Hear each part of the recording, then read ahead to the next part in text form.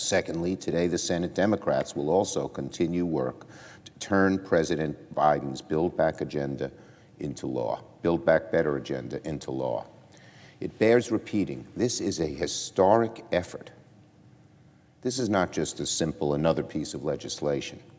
We're laying the foundation for another century of American prosperity.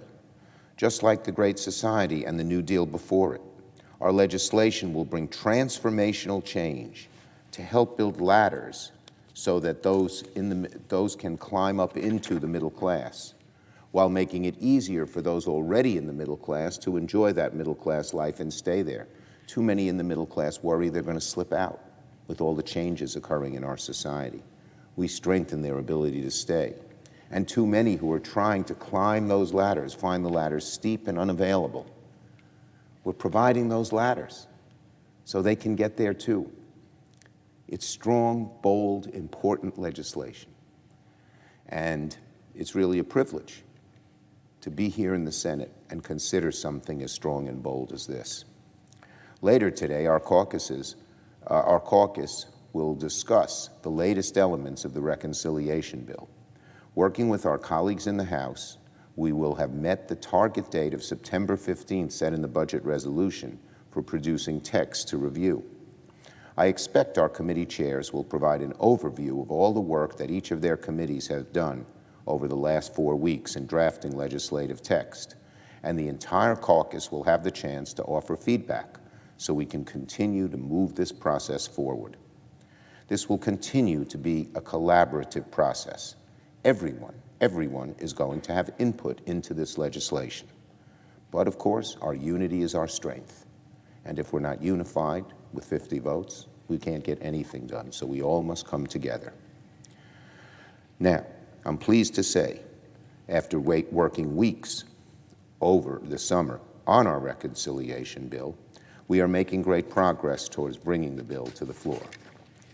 Now, while Democrats are fighting to strengthen the middle class, our Republican colleagues, unfortunately, are resorting to the same tired, predictable objections they raise about practically any Democratic proposal.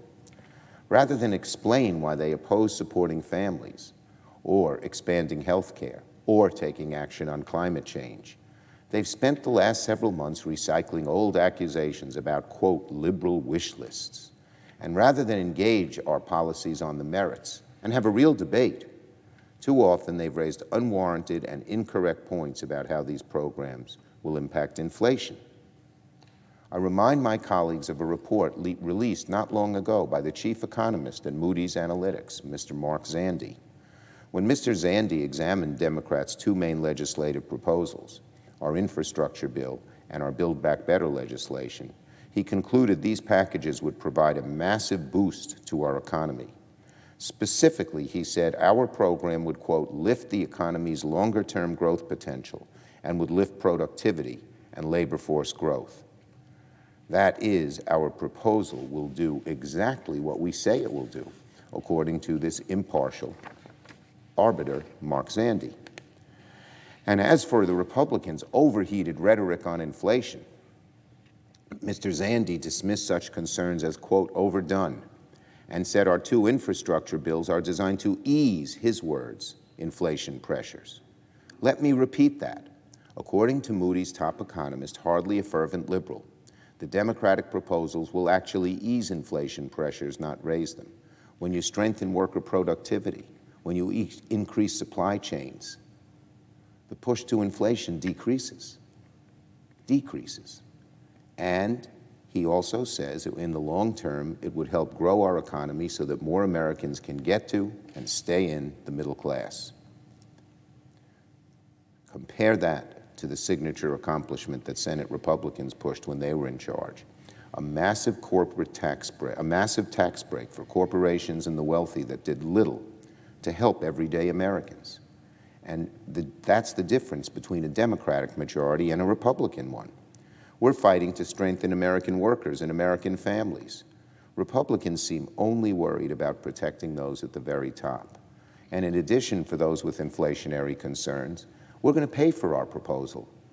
The Trump tax cuts, which every Republican voted for, created a $2 trillion deficit. So let's be realistic here. let's be honest here. The charges of runaway inflation are just wrong, especially when you consider we're paying for it when Republicans were so willing to do tax cuts for the rich without paying for them at all. Now, on another subject, I know one